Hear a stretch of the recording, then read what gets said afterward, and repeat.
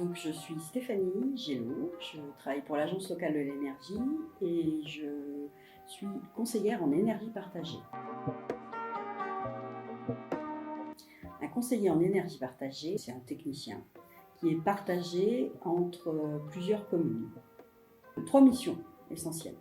La première mission, c'est une mission de bilan des consommations annuelles. Donc les bilans des bâtiments, mais aussi du large public et aussi de l'eau. Ça, c'est la première mission base du conseiller en énergie partagée. Ensuite, la deuxième mission, ça va être une mission à l'issue du bilan. On peut observer une dérive de consommation sur certains bâtiments. Donc, on va faire une analyse beaucoup plus pointue de ce bâtiment pour comprendre ce qui se passe et trouver les solutions techniques pour réduire les consommations des collectivités. Et la troisième mission, c'est la mission d'accompagnement des projets de construction ou de rénovation de la commune. Le calcul de la cotisation se base sur le nombre d'habitants et ensuite on multiplie chaque année par un montant qui est précisé chaque année, qui est réévalué chaque année, mais qui est de 1,32 € en 2021. Eh bien, ça va rapporter les économies qu'on va réussir à faire aux collectivités.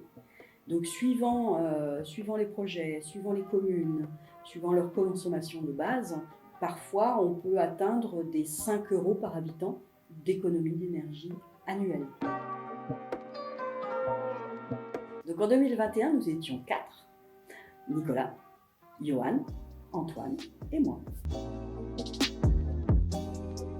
Le service a permis de faire à peu près 275 000 € d'économie d'énergie sur le territoire. Alors, quand un maire vient nous voir pour analyser ses factures, déjà on va reprendre toutes les factures de tous les bâtiments qui existent sur la commune et de tous les points d'éclairage public qui existent sur la commune. Ensuite, on va faire un historique de ces factures. Généralement, on base l'historique des factures sur un minimum de 3 ans. Mais certaines communes étant depuis très très longtemps au service CEP, on peut remonter jusqu'à 2005 sur certaines communes.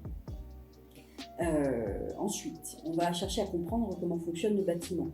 Quel type de matériel se trouve à l'intérieur du bâtiment, quand est-ce qu'il fonctionne, quels horaires, est-il réglé, pas réglé.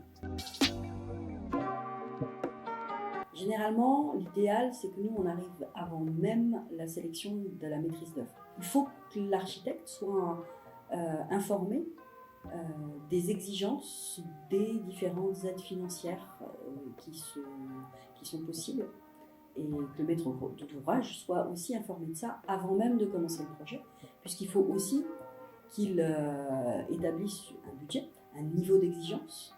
Est-ce qu'il va tout réhabiliter en ne gardant que les murs, ou est-ce qu'il va juste rajouter de l'isolation, changer les fenêtres, changer un matériel, ou si c'est vraiment une grosse réhabilitation. Donc il est très important que le conseiller en énergie partagée arrive avant l'architecte, avant la maîtrise d'œuvre.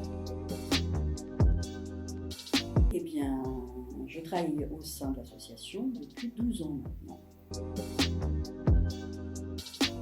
Le métier de conseiller en énergie partagée a beaucoup évolué, puisque la problématique de l'énergie est de plus en plus importante pour les collectivités et pour les particuliers d'ailleurs. Il s'agit du projet de billets, donc salle polyvalente, école, privée, pôle enfance avec une cantine. Tout ça qui est relié à une seule et même chaufferie, avec des réseaux qui sont totalement incohérents, puisque les réseaux ne conviennent pas à l'usage. C'est-à-dire que l'école ne fonctionne pas en même temps que la salle des fêtes ou que le pôle enfance.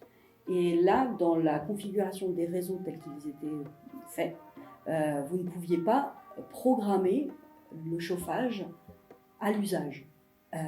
Donc sur le coup, on a revisité tous les réseaux de chauffage et on a installé ce qu'on appelle une gestion technique de bâtiment pour pouvoir paramétrer chaque bâtiment et dans chaque bâtiment, chaque usage, au plus fin des besoins réels de chauffage. Et rien que ce travail-là nous a permis de faire plus de 40% d'économie d'énergie. La complexité dans la recherche d'économie d'énergie, dans la recherche, dans la finesse du besoin, dans la finesse de la programmation, engendre forcément du changement. Et ce changement, il est compliqué à faire passer et à mettre en place. On a beaucoup d'outils qui nous permettent de le faire plus facilement aujourd'hui, notamment en passant par des machines, ce qui permet de réduire le temps de travail dédié à vérifier les programmations, changer les horaires. Voilà. Tout ça, c'est des habitudes qu'il faut changer et c'est la plus grosse contrainte de notre métier. Eh bien, c'est l'humain. C'est la relation humaine, justement. On forme vraiment un binôme entre la collectivité et le CEP. Et c'est ensemble qu'on arrive à faire ou pas des économies d'énergie. Donc quand ça marche, c'est très valorisant.